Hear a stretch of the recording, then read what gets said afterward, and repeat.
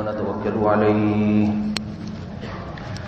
ونعوذ بالله من شرور أنفسنا ومن سيئات أعمالنا من يهده الله فلا مضل له ومن يضلله فلا هادي له ونشهد أن لا إله إلا الله وحده لا شريك له ونشهد أن سيدنا وحبيبنا وشفيعنا وسندنا محمدا عبده ورسوله صلى الله تعالى عليه وعلى آله وأصحابه وبارك وسلم تسليما كثيرا كثيرا أما بعد فأعوذ بالله من الشيطان الرجيم بسم الله الرحمن الرحيم نون والقلم وما يسطرون ما أنت بنعمة ربك بمجنون وقال الله تبارك وتعالى في مقام آخر ورفعنا لك ذكرك وقال الله تبارك وتعالى في مقام آخر لقد كان لكم في رسول الله أسوة حسنة لمن كان يرجو الله واليوم الآخر وقال النبي صلى الله عليه وسلم أنا سيد ولد آدم وأنا أول من ينشق عنه القبر وقال النبي صلى الله عليه وسلم أنا أول من أقرع باب الجنة قرآن مجید کی 2-3 آیات اور رسول اللہ صلی اللہ علیہ وسلم کی چند حدیث پڑھی ہیں. دعا ہے اللہ تعالیٰ صحیح طرح سے بات کہنے کی، سننے کی، سمجھنے کی اور عمل کی توفیق عطا فرمائے. اللہ رب العزت کا یہ بہت بڑا احسان ہے، کرم ہے کہ اللہ نے ہمیں ایمان کی دولت سے نوازا اور اس کے ساتھ مزید اعزاز و اکرام یہ کہ ہمیں ایک ایسے نبی سے وابستہ کیا، ایسے نبی کی امت میں پیدا کیا جس نبی کو تمام انبیاء پر فضیلت دی گئی.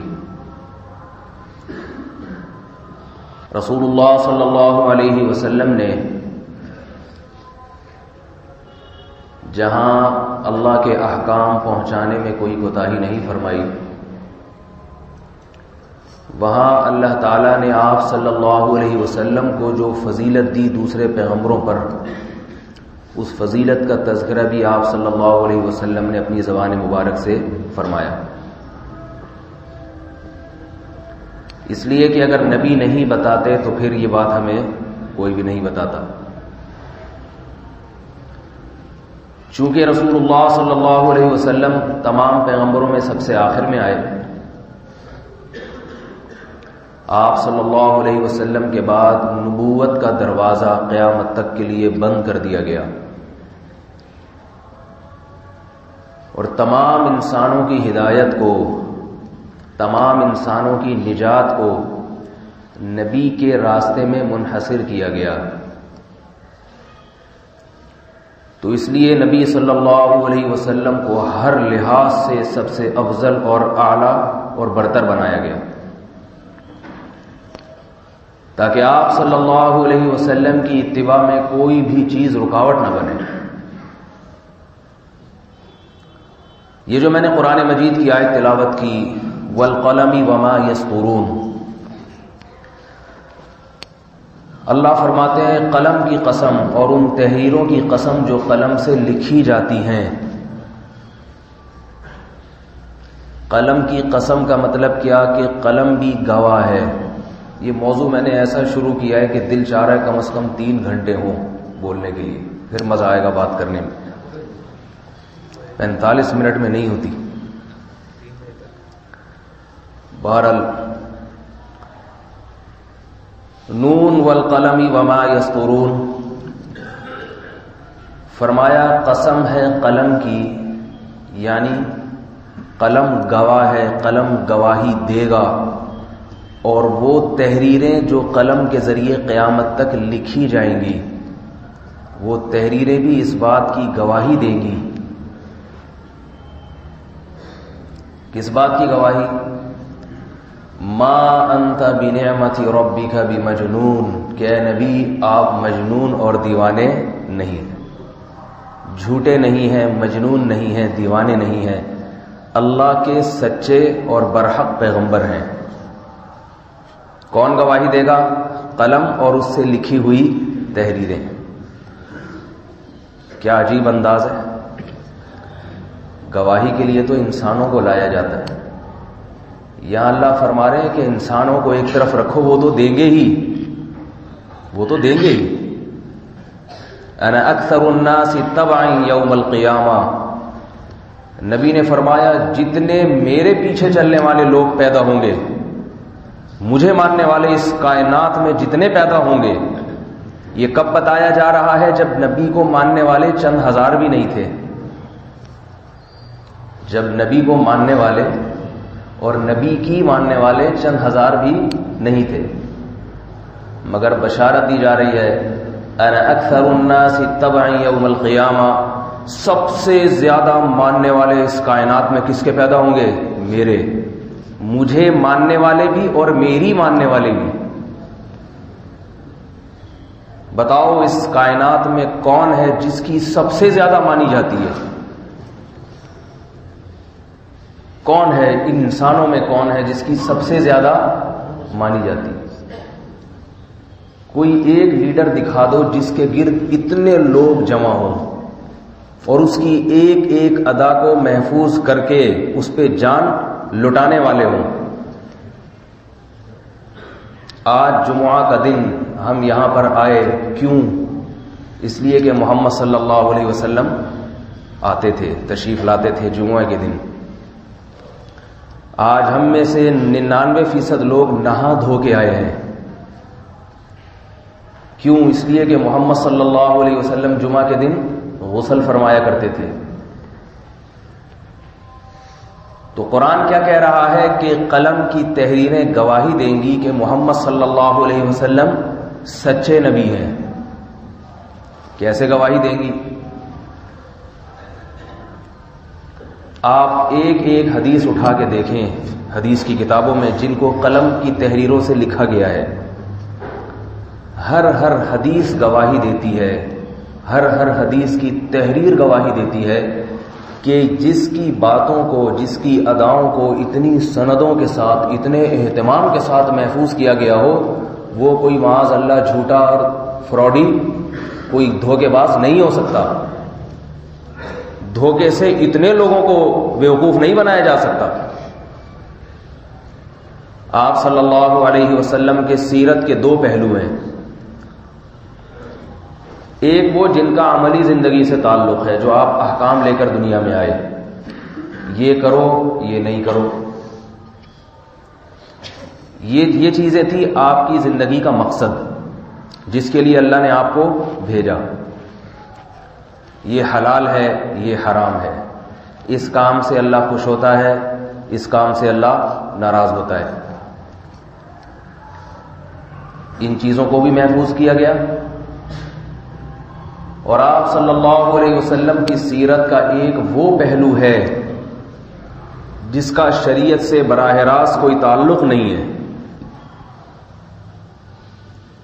جو زیادہ اہم نہیں ہے شریعت کے مقابلے میں، شریعت کے احکام کے مقابلے میں، مگر جو زیادہ اہم نہیں ہے شریعت کے مقابلے میں، اس کی بھی بے انتہا حفاظت کی گئی ہے، اس کی بھی بے انتہا۔ آپ صلی اللہ علیہ وسلم کی ذات اقدس کیسی تھی؟ آپ صلی اللہ علیہ وسلم مسکراتے کیسے تھے؟ آپ صلی اللہ علیہ وسلم چلتے کیسے تھے؟ یہ طبعی چیزیں ہیں جن کا نبی کی ذات سے تعلق ہے۔ جیسے نبی چلا کرتے تھے ہمارے لیے ویسے چلنا ممکن نہیں ہے، اس لیے کہ ہر شخص کی چال کا اپنا ایک فطری طریقہ ہوتا ہے۔ آپ جب مسکراتے تھے تو کتنے دانت مبارک نظر آتے تھے، یہ ہمارے اختیار میں نہیں ہے۔ آپ صلی اللہ علیہ وسلم کی آنکھیں کیسی تھیں؟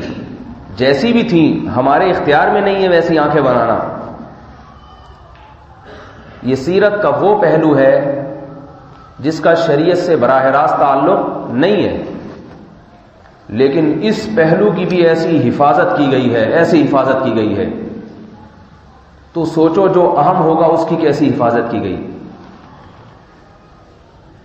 میں صرف مثال کے طور پر ایک حدیث سناتا ہوں، ایک حدیث، اور آپ دیکھ لیجئے اس ایک حدیث کو بنیاد بنا کے کہ کیا اس کائنات میں کسی کے حلیے کو بیان کرنے میں اتنی احتیاط سے کام کسی نے لیا ہے؟ امام ترمذی رحمہ اللہ تعالی امام بخاری کے شاگرد ہیں، فرماتے ہیں حدثنا عبداللہ ابن عبد الرحمن، مجھ سے بیان کیا عبداللہ ابن عبد الرحمن نے۔ امام ترمذی یہ بتانا چاہتے ہیں کہ رسول اللہ صلی اللہ علیہ وسلم افلج الثنیتین تھے، آپ کے سامنے کے دو دانتوں کے درمیان تھوڑا سا خلا تھا۔ یہ خوبصورتی سمجھی جاتی ہے، اتنی سی بات بیان کرنا چاہتے ہیں۔ کتنی سی بات؟ آپ صلی اللہ علیہ وسلم کے دانتوں کے درمیان خلا تھا۔ یہ بات امام ترمذی نے اپنی کتاب میں لکھ دی۔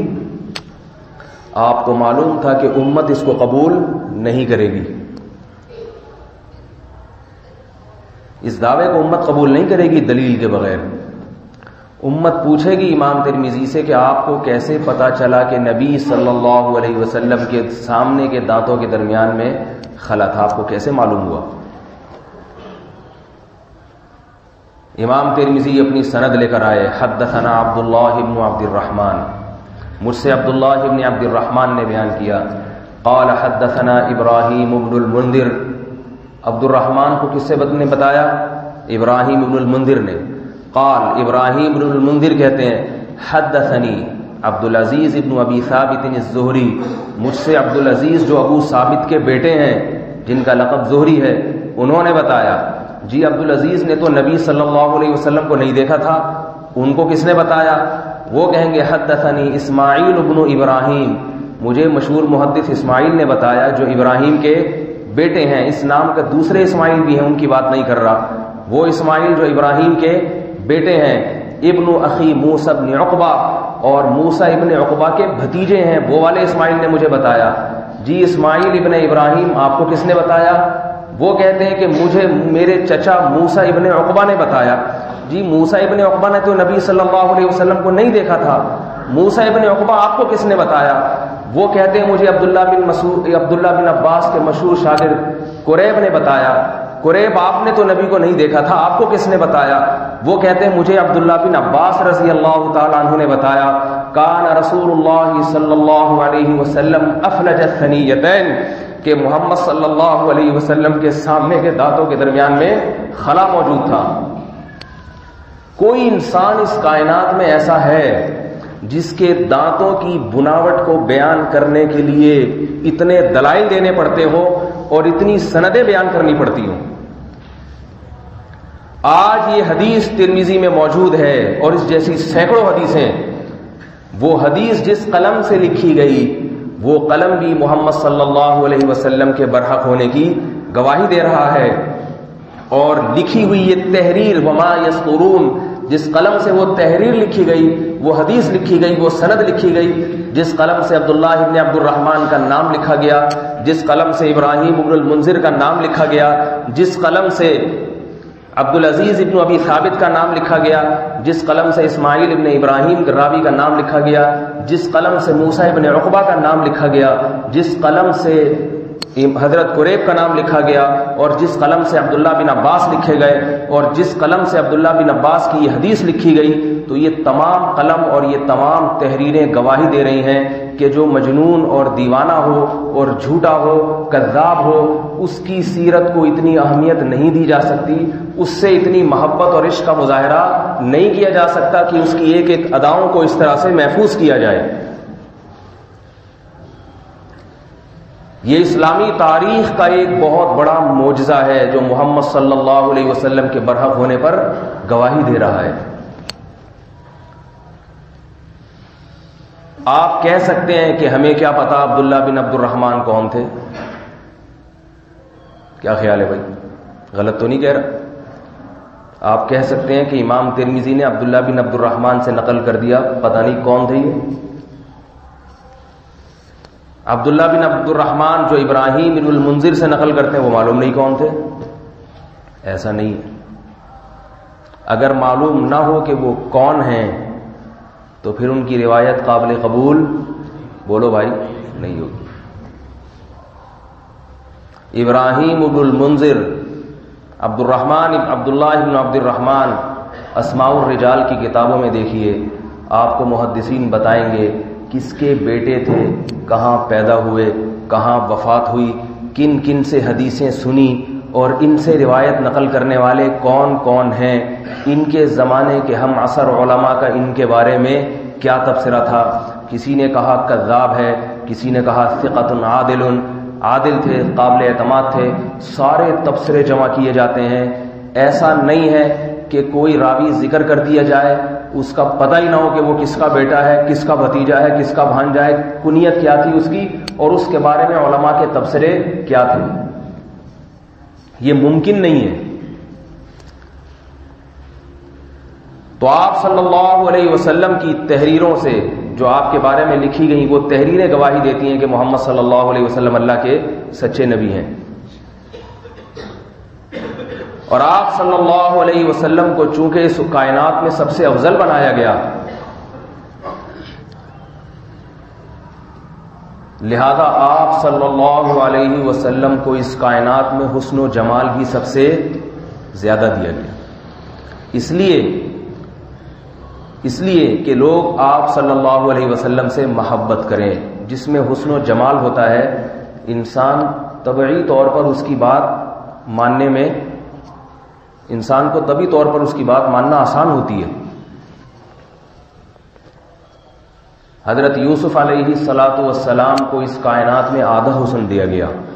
حدیث میں آتا ہے رسول اللہ صلی اللہ علیہ وسلم نے فرمایا، معراج کی رات میری حضرت یوسف علیہ السلام سے ملاقات ہوئی، میں نے دیکھا کہ اتنے حسین کہ اس کائنات میں آدھا حسن اکیلے کس کو دیا گیا؟ حضرت یوسف۔ لیکن صحیح حدیث سے یہ بات ثابت ہے کہ محمد صلی اللہ علیہ وسلم کا جمال اور حسن حضرت یوسف سے زیادہ تھا۔ پہلے تو میں وہ حدیث پیش کروں گا۔ حضرت حسان ابن ثابت رضی اللہ تعالی عنہ نے جب محمد صلی اللہ علیہ وسلم کو دیکھا تو فرمایا، وَأَحْسَنُ مِنْكَ لَمْ تَلِدِ النِّسَاءُ وَأَحْسَنُ مِنْكَ لَمْ تَرَ عَيْنِ قَطُّ وَأَجْمَلُ مِنْكَ لَمْ تَلِدِ النِّسَاءُ خُلِقْتَ مُبَرَّأً مِنْ كُلِّ عَيْبٍ كَأَنَّكَ قَدْ خُلِقْتَ كَمَا تَشَاءُ۔ فرما رہے آپ سے زیادہ حسین میری آنکھ نے کبھی نہیں دیکھا۔ وَأَجْمَلُ مِنْكَ لَمْ تَلِدِ النِّسَاءُ، اور آپ سے زیادہ جمیل کسی ماں نے کبھی جنا نہیں ہے۔ خُلِقْتَ مُبَرَّأً مِنْ كُلِّ عَيْبٍ، اللہ نے آپ کو ظاہری عیوب جتنے بھی ہیں جو انسانوں میں عیب سمجھے جاتے ہیں، ان تمام عیبوں سے پاک پیدا کیا ہے۔ كَأَنَّكَ قَدْ خُلِقْتَ كَمَا تَشَاءُ، ایسا لگتا ہے، یعنی حقیقت میں یہ بات نہیں ہے، حقیقت میں نہیں، اللہ اپنی مرضی سے بناتا ہے جس کو چاہتا ہے، کسی سے مشورہ نہیں لیتا، لیکن آپ کے حسن و جمال کو دیکھ کے لگتا ایسا ہے کہ آپ کو بنانے سے پہلے آپ سے پوچھا گیا تھا کہ آپ کو کیسا بنایا جائے، ایسا لگتا ہے۔ یہاں ایک عجیب علمی نقطے کی بات ہے، جہاں حسن کی بات آئی تو فرماتے ہیں میری آنکھ نے آپ سے زیادہ حسین نہیں دیکھا، اس لیے کہ حضرت یوسف علیہ السلام حسین زیادہ تھے اس کائنات میں۔ لیکن جہاں جمال کی بات آئی، جمال، تو فرمایا کہ آپ سے زیادہ جمیل کسی ماں نے کبھی جنا نہیں ہے۔ تو معلوم یہ ہوا کہ نبی صلی اللہ علیہ وسلم میں جمال حضرت یوسف سے زیادہ تھا، حسن حضرت یوسف میں زیادہ تھا۔ اور آپ صلی اللہ علیہ وسلم حضرت حسان کی یہ بات سن کے خاموش رہے۔ نبی کسی کی بات سن کے خاموش ہو جائیں تو یہ اس کی علامت ہوتی ہے کہ نبی اس کی تقریر کر رہے ہیں، اس کو درست قرار دے رہے ہیں، کیونکہ نبی غلط بات پہ خاموش، بولو بھائی، نہیں ہو۔ ہماری طرح نہیں ہے کوئی ہمیں مکھن لگائے، تعریفیں کرے اور پتہ ہے کہ غلط بول رہا ہے، ہمیں پتہ ہوتا ہے غلط بول رہا ہے، اتنے خوبصورت نہیں ہے، بڑی تعریفیں کر رہا ہے، تو ہم کہتے ہیں بس یہ تو آپ کی ذرا نوازی ہے۔ وہ بھی اوپر سے بول رہے ہوتے ہیں، ورنہ دل چاہ رہا ہوتا ہے کہ آپ پھوٹیں اور پھوٹیں، ذرا تسلی سے بولیں، لڈو پھوٹ رہے ہیں دل کے اندر۔ تو آپ صلی اللہ علیہ وسلم میں جمال حضرت یوسف سے زیادہ۔ یہ حسن اور جمال میں فرق کیا ہے؟ یہ فرق سمجھانا بڑا مشکل کام ہے، مثالوں سے سمجھانے کی کوشش کرتا ہوں۔ دیکھو ایک چھوٹا بچہ 3-4 سال کا، وہ زیادہ خوبصورت ہوتا ہے یہ جب وہ بچہ بالغ ہو کے جوانی کی دہلیز پہ قدم رکھتا ہے، اس کی چال میں مضبوطی پیدا ہوتی ہے، اس کی آواز میں گرج پیدا ہوتی ہے، تو وہ زیادہ خوبصورت ہوتا ہے۔ جوان زیادہ خوبصورت ہے یہ جب وہ بچہ تھا اس وقت زیادہ خوبصورت تھا۔ بچپن میں حسن زیادہ تھا، لیکن جمال اس میں کب پیدا ہوتا ہے؟ جب جوان ہو جاتا ہے۔ کیا خیال ہے؟ مثال ذرا نامناسب ہے لیکن اس کے بغیر بات سمجھ میں آئے گی نہیں۔ لڑکیاں جو عاشق ہوتی ہیں چھوٹے بچوں پہ ہوتی ہیں یا جوانوں پہ ہوتی ہیں؟ بتاؤ بھائی۔ حالانکہ خوبصورت تو بچے زیادہ ہوتے ہیں۔ کبھی دیکھا کسی خاتون کو 3 سال کے بچے پہ عاشق ہو گئی؟ دیکھا کسی؟ لیکن 20, 22, 40 سال 35 سال ان پہ بہت عاشق ہوتی ہیں، حالانکہ خوبصورت اور حسین کون ہے؟ بولو بھائی، بچہ۔ مگر جمال جو ہے وہ کس میں ہوتا ہے؟ بول دے بھائی، آپ لوگ بھی کچھ بول دیا کریں یار، آپ لوگ سب جوان ہیں، آپ لوگ کی تعریفیں کر رہا ہوں۔ جمال کس میں ہوتا ہے؟ جوان آدمی۔ جمال حسن کہتے ہیں پہلی نظر میں جو اچھا لگے۔ ایک دم بچہ پہلی نظر میں پھول، گلاب کے پھول کی طرح ہوتا ہے، ہوتا ہے نہیں ہوتا؟ نازک سا، ملائم سا، اور کوئی چہرے پہ داغ دھبے نہیں ہوتے، اس کے اعمال بھی اتنے خراب نہیں ہوتے ابھی کہ اس کی نحوست چہرے پہ آنا شروع ہو جائے، تو بعد میں کرے گا سب گڑبڑیں۔ تو ہر لحاظ سے نیٹ کلین، پہلی نظر میں بڑا اچھا لگتا ہے، مگر اتنا اچھا نہیں لگتا کہ اس پہ عاشق ہو جائیں، اس لیے کہ ہر لحاظ سے اس میں ابھی جمال پیدا نہیں ہوا، ابھی اس کی چال میں مضبوطی نہیں ہے، اس کی چال پہ کوئی نہیں مرے گا۔ کبھی دیکھا یہ بچہ اتنا اچھا چلتا ہے کہ عاشق ہو جاؤں اس کی چال پہ، یہ بچہ ایسے بولتا ہے کہ اس کی آواز پہ کئی لوگ عاشق ہو گئے، کبھی سنا آپ نے؟ جب وہ جوان ہوتا ہے اس کے جسم کے ہر عضو میں قوت پیدا ہوتی ہے، اور اس کے جسم کے ہر عضو میں جمال پیدا ہوتا ہے، اس کی چال میں بھی، اس کی آواز میں بھی، اور اس کا سینہ چوڑا ہو جاتا ہے اور اس کا قد اونچا ہو جاتا ہے۔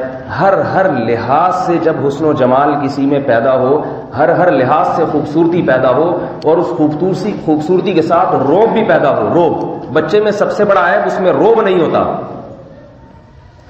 تو جب یہ ساری چیزیں پیدا ہو جاتی ہیں کسی میں تو اس کو عربی میں جمال کہا جاتا ہے، حسن نہیں کہا جاتا۔ سمجھ میں آ رہی ہے بات کہ نہیں آ رہی؟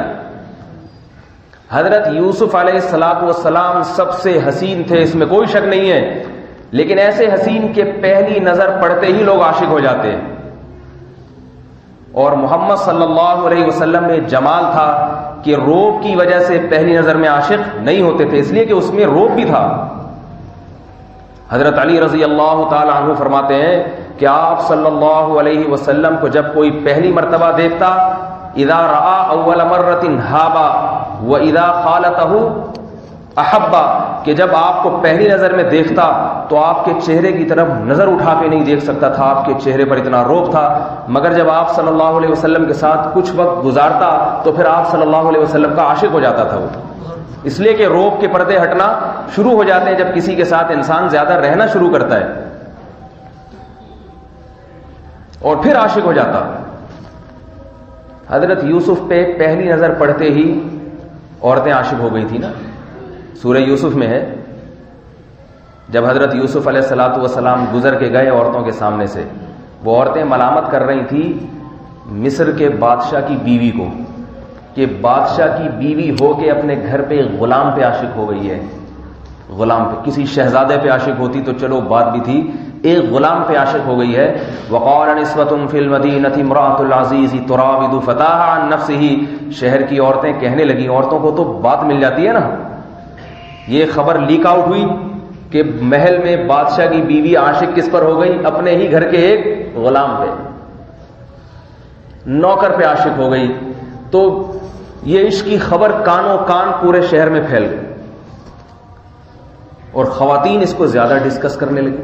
اس وقت موبائل فون ہوتے تو ایک میسج پورے دنیا میں پہنچ جاتا، خصوصی پیکج کرا کے نا، کہ معذرت کے ساتھ خواتین کو ایسی خبروں میں ذرا دلچسپی، معذرت کے ساتھ خواتین بھی بیان سنتی ہیں، زیادہ ہوتی ہے دلچسپی ذرا. تو عورتیں پھر ملامت بھی کرتی ہیں. مردوں کو اپنے کاروبار سے فرصت نہیں ملتی. انہوں نے کہا بھاڑ میں جائے، جس کی بیوی جس پر عاشق ہو، ہمیں کیا، ہمیں تو دکان چلانی ہے، بیوی بچوں کو پالنا ہے.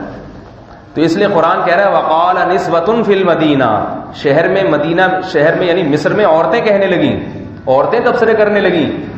کیا تبصرے کرنے لگیں؟ امرأۃ العزیز، عزیز مصر کی بیوی ہو کے، تراود فتاہ، اپنے گھر کے ایک نوجوان پہ، ایک غلام پہ عاشق ہو گئی. انا لنراھا فی ضلال مبین، ہم تو اسے کھلی ہوئی گمراہی میں سمجھتے ہیں، بڑی سخت غلطی کر رہی ہے. عزیز مصر کی بیوی کے پاس اس کا کوئی جواب نہیں تھا. اگر وہ تقریریں کرتی کہ بڑا حسن ہے، بڑا خوبصورت ہے، تو لوگ نہیں مانتے. بھائی ہے تو غلام، کتنا خوبصورت ہوگا، کتنا خوبصورت ہوگا. تو اس لیے اس نے ان باتوں کا جواب دینے کے بجائے خواتین کو دعوت پہ بلا لیا. قرآن کے الفاظ ہیں آتت کل واحدۃ منہن سکینہ، ہر ایک کے ہاتھ میں چھری پکڑا دی. کیسے ہوشیاری والا کام کیا.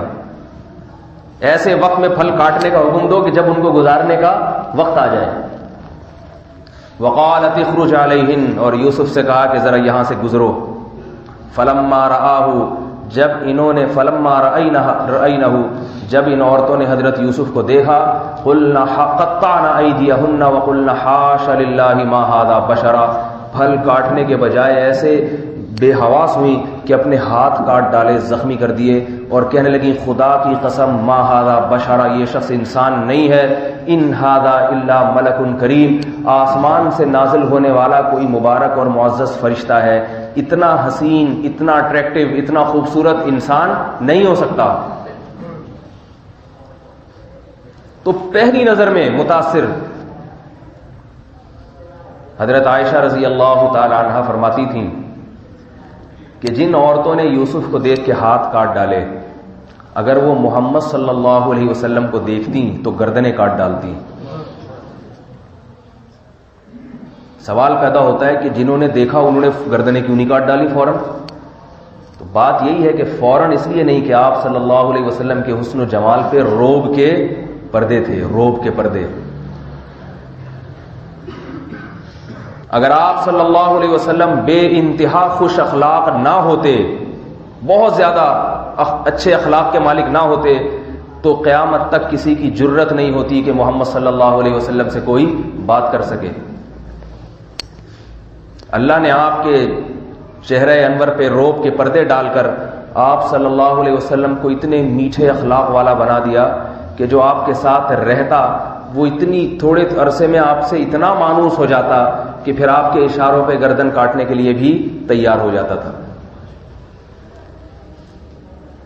شوہر جب بہت خوبصورت ہو، جمال والا ہو اور بہت اچھی صفات والا ہو تو بیوی کو شوہر سے بہت زیادہ محبت ہو جاتی ہے. ہوتی ہے کہ نہیں ہوتی؟ میری اور آپ کی بیویوں کو اگر نہیں ہے تو سمجھ لیں کوئی چکر ہے، وہ بات نہیں ہے جو ہونی چاہیے. بہت زیادہ محبت ہوتی ہے. یہی وجہ کہ آپ صلی اللہ علیہ وسلم کی 9 ازواج تھیں ایک وقت میں، اور 9 کی 9 کو آپ سے بے پناہ عشق تھا. حالانکہ جس کی زیادہ سوکھنے ہوں وہ تو پھڈے ہی نمٹاتا رہتا ہے بیچارہ بیٹھ کے. کتنی محبت تھی. محمد صلی اللہ علیہ وسلم کی عمر 50 سال، اور آپ کی زوجہ کی جو رخصتی ہوئی حضرت عائشہ کتنی عمر؟ 9 سال. عمر کا ڈفرینس دیکھیں. یہودی عیسائی اس پہ بہت اعتراض کرتے ہیں کہ 50 سال کی عمر میں ایک 9 سالہ لڑکی دلہن بن کے آ رہی ہے. ہم جواب یہ دیتے ہیں کہ اس لڑکی کو اعتراض تھا یا نہیں تھا؟ آپ کہتے ہیں ان کے ساتھ زیادتی ہوئی، معاذ اللہ، نقل کفر نباشت. تو معاذ اللہ جس کے ساتھ ظلم ہو رہا ہے وہ خود بھی تو کہے کہ میرے ساتھ زیادتی ہوئی. وہ تو اس رشتے پر اتنا خوش. امی عائشہ فرماتی ہیں نبی صلی اللہ علیہ وسلم سے حضرت عائشہ کو جو محبت تھی، اتنی محبت، ایک مرتبہ حضرت سودا اور حضرت عائشہ دونوں ایک سفر میں ساتھ جا رہی ہیں. ڈولیوں میں سفر ہوتا تھا، اونٹ کے اوپر وہ کیا کہتے ہیں اس کو، وہ جو ہے ڈیورا، جو بھی ہوتا ہے، بہرحال پہلے زمانے میں ہوتا ہی نہیں. تو وہ ڈولی تھی جو بھی تھی اس میں پہلے سفر کرتی تھی. ایک میں حضرت سودا بیٹھی ہیں اور دوسرے اونٹ پہ حضرت عائشہ، وہ جو اونٹ کے اوپر کمرہ بناتے ہیں چھوٹا سا پردے کی وجہ سے. نبی صلی اللہ علیہ وسلم حضرت عائشہ کے ساتھ تھے. تھوڑی دیر میں آپ صلی اللہ علیہ وسلم اتر کے کہاں چلے گئے؟ حضرت سودا کے پاس. حضرت عائشہ فرماتی ہیں سفر کی حالت ہے دیکھیں، فرماتی ہے مجھے اتنی تکلیف ہوئی، اتنی تکلیف کہ میرے سے پاس سے اٹھ کے کیوں چلے گئے، اتنی تکلیف کہ میں نے اپنا پاؤں باہر نکالا تاکہ میرے پاؤں کو کوئی بچھو ڈنگ مار لے اور میں ہلاک ہو کے مر جاؤں.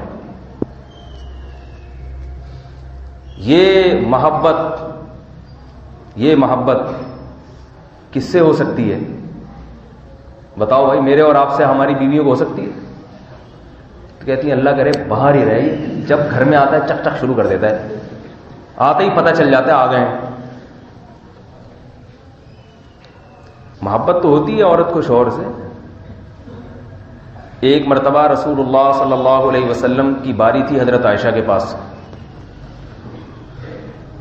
حضرت زینب نے حلوہ بنا کے بھیج دیا.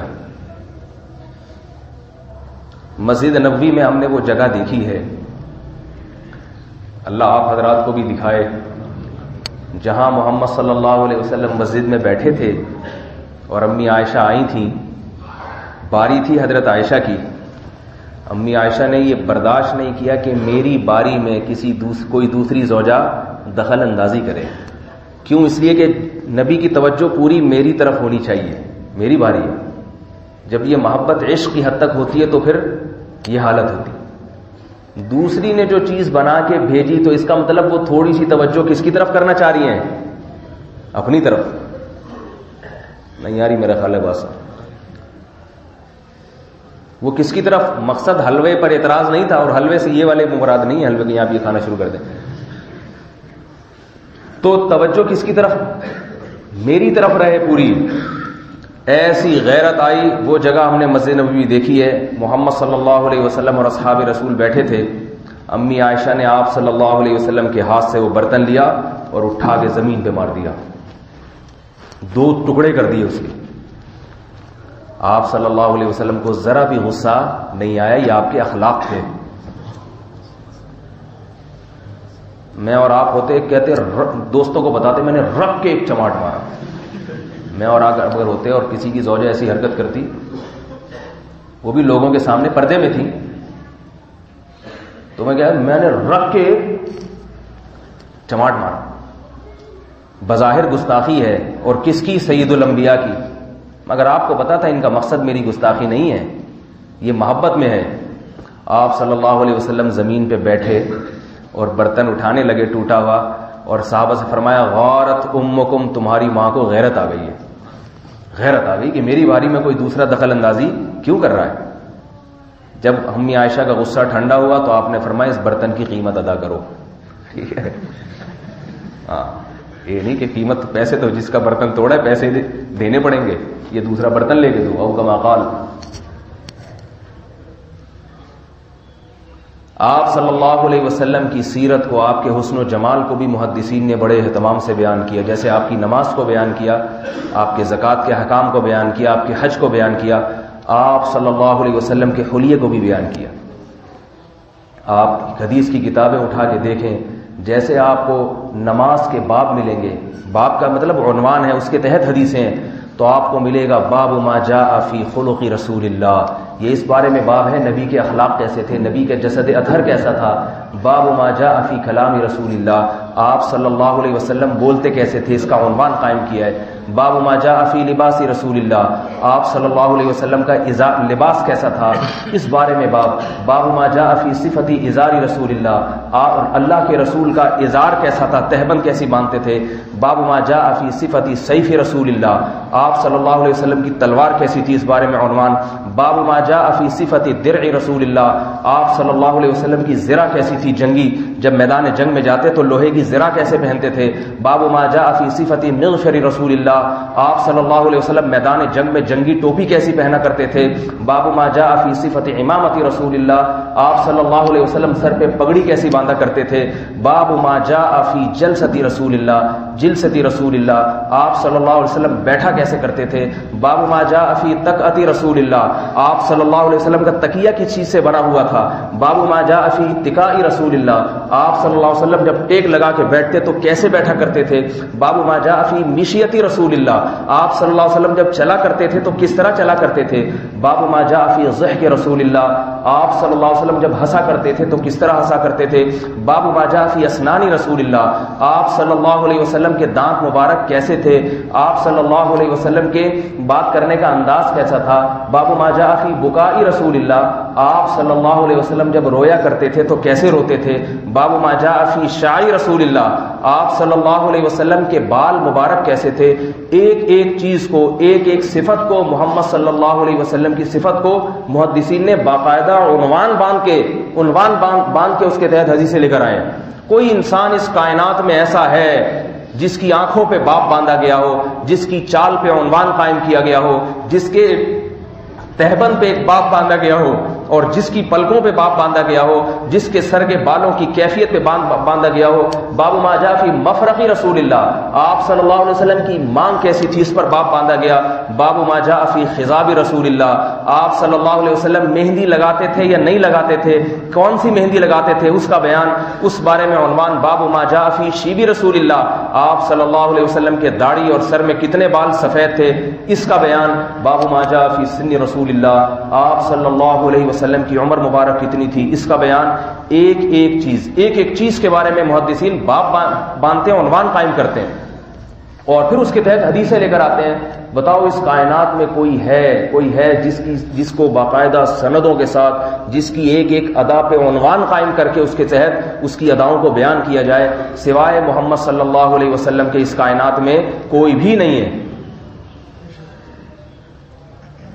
صحابہ کرام آپ صلی اللہ علیہ وسلم کے جتنے اہتمام سے شریعت کے بیان کردہ احکام کو بیان کرتے، اتنے اہتمام سے آپ کے حلیے کو بیان کرتے۔ حضرت علی رضی اللہ تعالی عنہ نے رسول اللہ صلی اللہ علیہ وسلم کے حلیہ مبارک کو بہت تفصیل سے بیان کیا۔ لیس بالطویل البائن ولا بالقصیر، فرمایا کہ نہ تو محمد صلی اللہ علیہ وسلم کا قد بہت زیادہ اونچا جو عیب سمجھا جاتا ہے، ولا بالقصیر، اور نہ ہی چھوٹے قد میں تھے۔ ادعج العینین، یہ کس کا بیان ہے؟ حضرت علی کا۔ ادعج العینین، اہدب الاشفار، اشکل العین، فرمایا محمد صلی اللہ علیہ وسلم کی آنکھ مبارک کی جو سیاہ پتلی تھی وہ بہت زیادہ سیاہ تھی۔ اشکل العین، آپ صلی اللہ علیہ وسلم کی آنکھ مبارک لمبی تھیں، کشادہ آنکھیں بڑی۔ اہدب الاشفار، آپ صلی اللہ علیہ وسلم کی پلکیں دراز تھیں۔ حضرت ابو ہریرہ رضی اللہ تعالی عنہ سے کسی نے پوچھا کہ آپ صلی اللہ علیہ وسلم کا رنگ مبارک کیسا تھا؟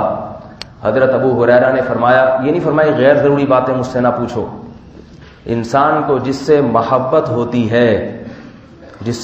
ہوتی ہے اس کی وہ سیرت جس کا عمل سے تعلق نہیں ہے اس کو بھی محفوظ بھی کرتا ہے، اس کو بیان بھی کرتا ہے، اس کو سننے میں بھی اسے مزہ آتا ہے۔ صحابہ کو چونکہ محمد صلی اللہ علیہ وسلم سے محبت تھی، اس لیے صحابہ کرام نے آپ صلی اللہ علیہ وسلم کی آنکھوں کو بھی بیان کیا۔ حضرت ابو ہریرہ سے پوچھا گیا، آپ نے فرمایا کان ابیض، آپ صلی اللہ علیہ وسلم کا رنگ سفید تھا، اور حضرت علی نے فرمایا مشربن، ایسا سفید جس میں سرخی ڈال دی گئی ہو، سفید سرخی مائل، ایسا سفید جس میں سرخی ڈال دی گئی ہو۔ حضرت ابو ہریرہ فرماتے ہیں کأنما صیغ من فضہ، ایسا لگتا تھا کہ محمد صلی اللہ علیہ وسلم کو مٹی سے نہیں بنایا بلکہ چاندی سے بنایا گیا ہے۔ حضرت براء ابن عازب رضی اللہ تعالیٰ عنہ سے ایک شخص نے پوچھا کہ ہم نے محمد صلی اللہ علیہ وسلم کے حسن و جمال کے تذکرے سنے ہیں، ہم نے یہ وہ شخص تھا جس نے خود نبی کی زیارت نہیں کی تھی، ہم نے سنا ہے کہ آپ صلی اللہ علیہ وسلم کا چہرہ چمکدار تھا، خوبصورت چہرہ تھا۔ تو پوچھنے والے کا انداز دیکھیے، اکانا وجہ رسول اللہ مثل السیف، کہ آپ علیہ الصلوۃ والسلام کا چہرہ تلوار کی طرح چمکدار تھا؟ حضرت برا نے فرمایا لا بل مثل القمر، نہ تلوار کی طرح نہیں بلکہ چاند کی طرح. چاند سے تشبیہ دو، تلوار سے تشبیہ نہیں دو. کعب بن مالک رضی اللہ تعالی عنہ فرماتے ہیں کہ رسول اللہ صلی اللہ علیہ وسلم جب کسی بات پر خوش ہوتے تھے، انسان کا چہرہ خوشی میں اور چمکتا ہے، قہقہے لگا کر ہنستے نہیں تھے آپ صلی اللہ علیہ وسلم، تبسم بہت زیادہ فرماتے تھے. جب کسی بات پر خوش ہوتے، اذا سر استنار وجهه كأن وجهه قطعة قمر، تو آپ کا چہرہ ایسے چمکتا تھا کہ لگتا تھا کہ چاند کا ایک ٹکڑا ہے. چاند 14ویں رات کا جیسے چاند چمکتا ہے، اس طرح آپ صلی اللہ علیہ وسلم کے چہرے سے انوارات نکلتے تھے.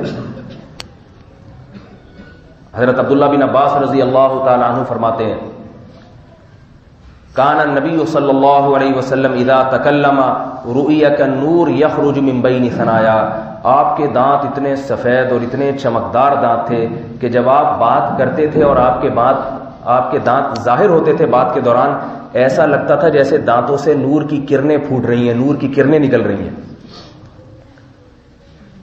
چمکدار دانت تھے آپ صلی اللہ علیہ وسلم کے. افلج الثنیتین، اور فرمایا سامنے کے دونوں دانتوں کے درمیان تھوڑا سا فاصلہ تھا. حضرت ابو عامر طفیل رضی اللہ تعالی عنہ وہ آخری صحابی ہیں جن کا سب سے آخر میں انتقال ہوا. ایک مرتبہ آپ نے اپنے شاگردوں سے فرمایا ما فی الارض احد رأى النبی صلی اللہ علیہ وسلم غیلی، دیکھو اس زمین پہ کوئی بھی ایسا نہیں زندہ ہے جس نے نبی کی زیارت کی ہو سوائے میرے. میں نے اپنی آنکھوں سے نبی کا دیدار کیا ہے اور واحد میں دنیا میں آخری شخص رہ گیا ہوں جس نے نبی کی زیارت کی. لوگوں نے جب دیکھا کہ یہ آخری شخص رہ گئے ہیں، فرمایا صفہ لنا، پھر آپ باقی حدیثیں تو ہم سنتے رہتے ہیں لیکن آپ محمد صلی اللہ علیہ وسلم کے حسن اور دیدار کا کچھ تذکرہ کیجئے، جمال کا تذکرہ کیجئے. آپ نے نبی صلی اللہ علیہ وسلم کو کیسا دیکھا، کیسی شکل و صورت تھی آپ کی؟ حضرت ابو طفیل عامر رضی اللہ تعالیٰ عنہ نے فرمایا کان رسول اللہ صلی اللہ علیہ وسلم ملیحا مقصدا. بہت مختصر لفظوں میں آپ نے جمال کا نقشہ کھینچا. فرمایا محمد صلی اللہ علیہ وسلم درمیانے قد کے آدمی تھے. ملیحن کا معنی پرکشش، ملح نمک کو کہتے ہیں. ہمارے یہاں بھی جب کوئی بہت پرکشش ہو تو کہتے ہیں بڑی نمکینی ہے، بہت پرکشش ہے. فرمایا ملیحن، آپ صلی اللہ علیہ وسلم کا جو حسن و جمال تھا اس میں اٹریکشن تھی، دیکھ کے بہت اچھے لگتے تھے آپ صلی اللہ علیہ وسلم. دیکھنے والا آپ صلی اللہ علیہ وسلم پر عاشق ہو جایا کرتا تھا. حضرت انس بن مالک رضی اللہ تعالی عنہ نے 10 سال محمد صلی اللہ علیہ وسلم کی خدمت میں گزارے. حضرت انس بن مالک رضی اللہ تعالی عنہ نبی کے حسن و جمال کو بھی بیان کرتے ہیں، اور اتنے حسن و جمال کے ساتھ آپ صلی اللہ علیہ وسلم کے اخلاق میں جو شائستگی تھی، بات میں جو مٹھاس تھی، اس کو بھی بیان کرتے ہیں. فرماتے ہیں کان النبی صلی اللہ علیہ وسلم احسن الناس خلقا، جتنے لوگوں سے میں اس دنیا میں ملا ہوں سب سے اچھے اخلاق میں نے کس کے دیکھے؟ محمد صلی اللہ علیہ وسلم. واللہ خدمت النبی صلی اللہ علیہ وسلم 10 سنین، میں نے 10 سال محمد صلی اللہ علیہ وسلم کی غلامی کی، خدمت کی. آپ صلی اللہ علیہ وسلم نے ما قال لی اف قط، ایک دفعہ بھی کسی بات پہ اف نہیں کیا آپ نے کہ اف یہ کیا کر لیا تم. 10 سال کسی نوکر یا کسی خادم کے وہ برداشت کرنا، اس کی کسی بات پہ اعتراض نہ کرنا. کام کر لیا تو کر لیا، نہیں کیا تو بھی ٹھیک ہے، اس کے لیے ٹھیک ٹھاک حوصلہ اور ٹھیک ٹھاک ظرف چاہیے. فرماتے ایک مرتبہ محمد صلی اللہ علیہ وسلم نے مجھے کسی کام سے بھیجا. فامر علی صبیان یلعبون فی الاسواق، میں نے دیکھا بازار میں کچھ بچے کھیل رہے ہیں تو میں وہ کام چھوڑ کے ان بچوں میں جا کے کھیلنے لگا. بھیجا کس کے لیے؟ الی حاجت، حاجت جو واقعی ضرورت تھی نبی کو. فرماتے ہیں فَإِذَا بِرَسُولِ اللَّهِ صلی اللہ علیہ وسلم أَخَذَ بِقَفَايَا، اچانک میں نے دیکھا میری گدی سے کسی نے مجھے پکڑا ہوا ہے. ٹھیک ہے. فَجَعَلْتُ أَنظُرُ إِلَى وَجْهِ رَسُولِ اللَّهِ صلی اللہ علیہ وسلم، میں نے مڑ کے دیکھا تو محمد صلی اللہ علیہ وسلم تھے، وہو یضحک، اور آپ ہنس رہے تھے، پیشانی پہ لکیریں نہیں تھی، ہم ہوتے کہتے کمبخت، اور اگر پکے پاکستانی ہوتے تو 25-30 گالیاں موٹی موٹی، 25-30 کم کہہ رہا ہوں لیکن ٹائم کم ہے فی الحال، اتنی، اور تھپیڑے الگ لگاتے. آپ کو معلوم تھا کہ بچہ ہے، 11 سے 20 سال کے درمیان عمر تھی حضرت انس کی اس وقت جب یہ واقعہ پیش آیا. بچوں کا کام کھیل کود میں زیادہ ہوتا ہے. تو آپ صلی اللہ علیہ وسلم نکلے دیکھنے کے لیے کہ بھئی میں نے بھیجا تھا، اب تک کوئی جواب نہیں آیا، اور وہ ضرورت بھی تھی، حاجت بھی تھی. فرماتے میں نے پیچھے مڑ کے دیکھا تو میری گدی سے کسی نے پکڑا ہوا ہے مجھے، تو میں نے پیچھے مڑ کے دیکھا، اچانک نظر پڑی محمد صلی اللہ علیہ وسلم وہو یضحک، اور آپ ہنس رہے ہیں. اور آگے کے الفاظ بڑے دلچسپ ہیں. فقال یا انیس ذهبت حيث امرتك، انس نہیں فرمایا بلکہ انیس، انیس تصغیر ہے، اس کا اردو میں ترجمہ ہوگا اے انس کے بچے، اے انس کے، کہتے ہیں نا اے انس کے بچے، ہنستے ہوئے فرمایا اے انس کے بچے، جہاں میں نے تجھے بھیجا تھا وہاں گیا کہ نہیں گیا؟ حضرت انس نے فرمایا نعم اذهب یا رسول اللہ، ہاں ہاں جا رہا ہوں جا رہا ہوں جا رہا ہوں. ایسے بہترین اخلاق تھے. اور یہ اس دور کی بات ہے جب لوگ اخلاق سے واقف، جو اپنی بیٹیوں کو زندہ دفن کرتے ہوں گے ان کے اخلاق کیا ہو سکتے ہیں آپ سوچ لو، وہ کس قسم کے اخلاق کے مالک ہوں گے. حضرت عمرو بن عاص رضی اللہ تعالیٰ عنہ نے اپنا ایک دلچسپ واقعہ نقل کیا ہے، عجیب مزیدار واقعہ ہے. فرماتے ہیں کان رسول اللہ صلی اللہ علیہ وسلم یقبل بحدیثہ ووجہہ علی اشر القوم، کہ لوگوں میں جو سب سے بدترین آدمی بھی ہوتا ہے، جب آپ صلی اللہ علیہ وسلم اس سے ملتے تو اس کو اتنی عزت دیتے تھے، اتنی عزت دیتے کہ وہ یہ سمجھنے لگتا کہ میں ہی سب سے زیادہ معزز ہوں. ایسے اچھے طریقے سے ملتے تھے اس سے. فرماتے ہیں وکان رسول اللہ صلی اللہ علیہ وسلم یقبل بوجہہ وحدیثہ الیہ، جب مجھ سے بات کرتے تو میرے پر طرف بھی ایسے متوجہ ہوتے. حتی ظننت انی خیر القوم، مجھے یہ وہم ہونے لگا کہ صحابہ میں سب سے افضل، بولو بھائی، میں. ہم تو معزز آدمی سے بھی ایسے ملتے ہیں، کوئی عزت دار آدمی آ جائے تو بھی جب تک وہ عزت دے رہا ہے تو دیں گے، تھوڑی سی اس نے دائیں بائیں کی تو ہمارے پاس گالیوں کا اس سے بڑا ایک بورا ہر وقت اسپیئر میں رکھا ہوا ہوتا ہے، سارا انڈیل دیتے ہیں اس کے اوپر. عمرو بن عاص رضی اللہ تعالیٰ عنہ فرماتے ہیں کہ میری طرف جب متوجہ ہوتے تھے، جب میں ملاقات کے لیے حاضر ہوتا تو ایسے خوش طبعی کے ساتھ ملتے، پرتپاک طریقے سے ملتے. حدیث میں آتا ہے کہ نبی صلی اللہ علیہ وسلم جب کسی کی طرف دیکھتے تھے تو پورا چہرہ گھماتے تھے. متکبر آدمی جو ہے نا صرف آنکھیں مڑے گا نہیں، ادھر کوئی بیٹھا ہوا تو ہاں بھائی بتاؤ، وہ سمجھتا اگر میں نے ایسے مڑ کے دیکھ لیا تو میری اس میں عزت خراب ہو جائے گی. مکمل چہرہ انور کو اس کی طرف پھیرتے تھے. اور جب مصافحہ کرتے تو جب تک سامنے والا اپنا ہاتھ نہیں کھینچ لیتا، آپ صلی اللہ علیہ وسلم اپنا ہاتھ مبارک نہیں کھینچتے تھے. یہ اتنے اخلاق سن کے اب امام پہ تجربے نہ شروع کر دیں. آپ بولیں گے امام صاحب تو یوں ہاتھ ملاتے ہیں ہول سیل پہ، وہ ایک الگ موضوع ہے، وہ پھر کبھی اور چھیڑیں گے انشاءاللہ. مولانا طارق جمیل صاحب نے ایک دفعہ بیان میں کہیں مجلس میں بات بتائی کہ ان کے کروڑوں لوگ ملتے ہیں ان سے، تو کہہ رہے ہیں میں گلے مل کے ہاتھ ملا کے تھک جاتا ہوں، آدھا ہو جاتا ہوں، تو میں نے صرف یوں شروع کر دیا تو لوگوں نے کہا یہ متکبر آدمی ہے، متکبر. انہوں نے کہا ایسے تکبر کا فتویٰ فوراً نہ لگا دیا کرو.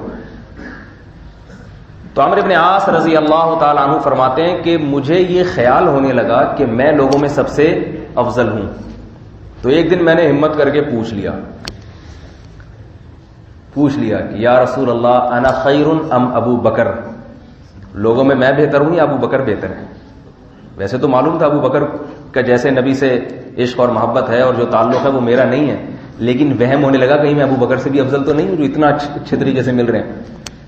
تو آپ صلی اللہ علیہ وسلم نے فرمایا ابو بکر تم سے بہتر ہے. دوسرا نمبر کس کا ہے؟ بولو بھائی. اہل سنت والجماعت کا عقیدہ ہے نا ابو بکر کے بعد دوسرا نمبر کس کا ہے؟ تو صحابہ کا بھی یہی نظریہ تھا. اس لیے عمرو بن عاص نے کہا کہ چلو ابو بکر سے نہیں تو عمر سے تو افضل ہی ہوں گا میں. فرمایا انا خیر ام عمر، یا رسول اللہ میں زیادہ بہتر ہوں یا عمر؟ آپ نے فرمایا عمر. لیکن اتنے اچھے طریقے سے مل رہے ہیں، اس کا یہ مطلب نہیں ہے کہ تم عمر سے بھی بہتر ہو گئے. عمر ہے. فرمایا عمر تم سے بہتر. تیسرا نمبر کس کا ہے؟ میں نے عرض کیا انا خیر ام عثمان، میں زیادہ بہتر ہوں یا عثمان؟ آپ نے فرمایا عثمان. عمرو بن عاص خاموش ہو گئے. بس فرمانے لگے لوددت اللہ اسأل، مجھے تمنا ہوئی کاش میں نبی سے یہ سوال نہ پوچھتا. اب تو مہر لگ گئی وہ مجھ سے بہتر. پہلے وہم میں رہتا، خوش فہمی میں رہتا، بات مجمل مبہم رہتی، اب تو سب کے سامنے لیک آؤٹ ہو گیا. تو یہ رسول اللہ صلی اللہ علیہ وسلم کے اخلاق تھے. جابر ابن سمرہ رضی اللہ تعالی عنہ فرماتے ہیں رأیت النبی صلی اللہ علیہ وسلم فی لیلۃ اضحیان، میں نے محمد صلی اللہ علیہ وسلم کو 14ویں رات کے چاند جب چمک رہا تھا اس وقت آپ کے چہرے انور پہ نظر ڈالی. فجعلت انظر الی القمر والی وجہ رسول اللہ، میں کبھی چاند کی طرف دیکھتا اور کبھی محمد صلی اللہ علیہ وسلم کے چہرے کی طرف دیکھتا. فہو احسن عندی من القمر، میں نے دیکھا کہ محمد صلی اللہ علیہ وسلم کا حسن و جمال چاند سے زیادہ ہے. فجعلت فہو احسن عندی من القمر. اور حضرت براء ابن عازب رضی اللہ تعالی عنہ فرماتے ہیں ما رأیت من ذی لمۃ احسن من وجہ رسول اللہ صلی اللہ علیہ وسلم کما قال، میں نے لمبے بالوں والوں میں محمد سے زیادہ حسین کسی کو نہیں دیکھا. لہو شعر یضرب منکبیہ، آپ کے سر مبارک پہ بال تھے جو آپ کے کندھوں کے قریب قریب پہنچ رہے تھے.